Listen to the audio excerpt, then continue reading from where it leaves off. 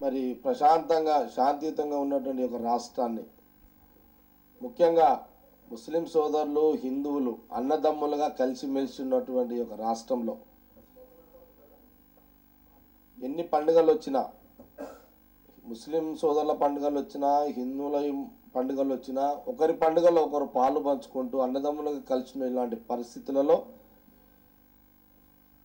రాజకీయంగా మతాలను రెచ్చగొడుతూ మరి ఎంఐఎం పార్టీకి సంబంధించిన నాయకులు ఈ మధ్యకాలంలో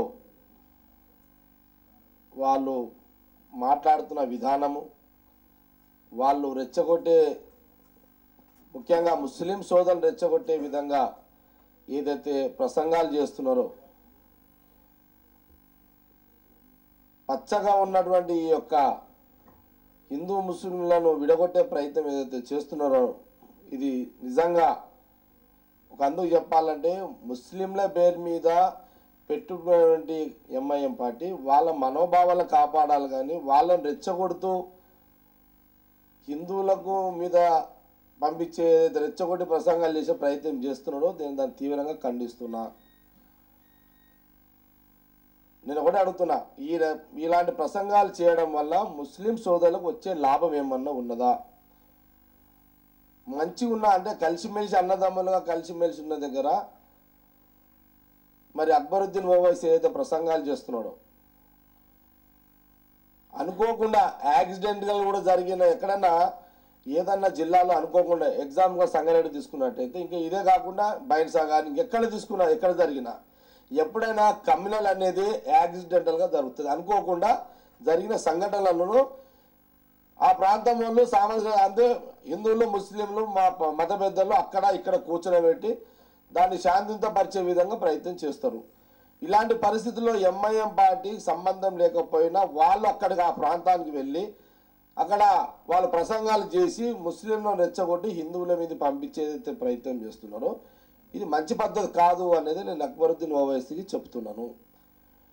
నువ్వు రెచ్చగొట్టి ప్రసంగాల్లో నువ్వైతే రెచ్చగొట్టి ముస్లింలను రెచ్చగొట్టి హిందువుల మీద పంపడము, హిందువులు మళ్ళీ రియాక్ట్ కావడము, దీనివల్ల అల్టిమేట్ నష్టం జరిగేది ముఖ్యంగా తెలంగాణ. ఎందుకంటే ఈ యొక్క మత ఘర్షణలు మత ఫీలింగ్ ఉన్నటువంటి ప్రాంతము మన రాష్ట్రంలో తెలంగాణ, మేజర్గా తీసుకుంటే తెలంగాణ ప్రాంతం.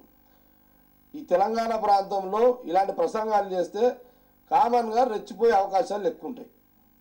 అనుకోకుండా హిందువుల మధ్యలో ముస్లింల మధ్యలో అనుకోకుండా ఏదైనా గొడవలు వస్తే దాన్ని శాంతింపజేయాల్సిన పరిస్థితిలో ఉండాల్సిన రాజకీయ నాయకులు ఇలా రెచ్చగొట్టే విధంగా ఇంకా దాన్ని రెచ్చగొట్టి వాళ్ళని ప్రేరేపించి ఈ రక ప్రయత్నం ఏదైతే చేస్తున్నారో, ఇది మంచి పద్ధతి కాదు అనేది నేను అక్బరుద్దీన్ ఓవైసీకి చెప్తున్నాను.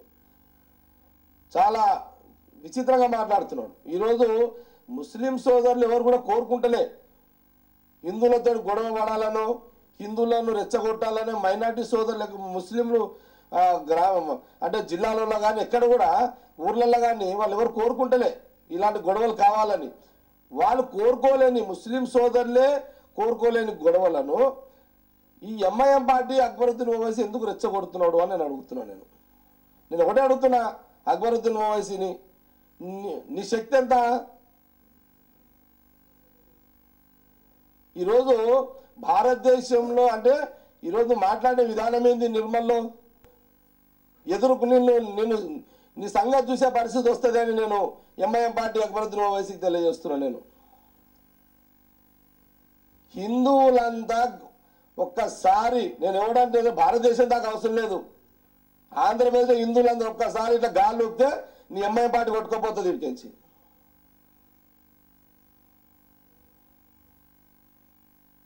నీ పార్టీ ఎంత, నీ శక్తి ఎంత? నేను ఒకటే అడుగుతున్నా, మతాలను రెచ్చగొట్టి ప్రజల మధ్యలో గొడవలు చేస్తే, అన్నదమ్ముల కలిసి ఉన్న మధ్యలో గొడవలు తీసుకొస్తే హిందువులు సహించరు. ఎంఐఎం పార్టీ అంతు చూస్తారు. ఇలాంటి ప్రకటనలు చేస్తే భవిష్యత్తులో నువ్వు బయట తిరగలేని పరిస్థితి వస్తుంది.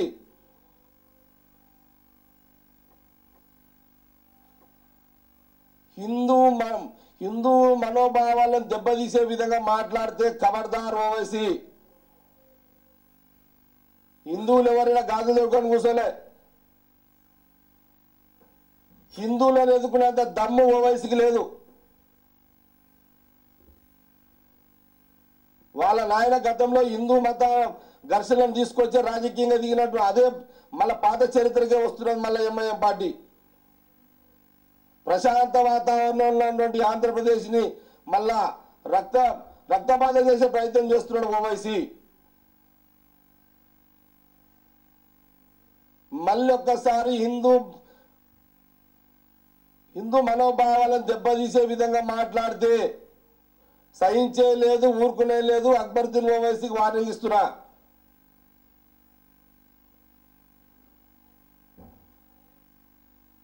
చర్య తీసుకోవడానికి ఈరోజు ఎవరు వెనుక కోరు.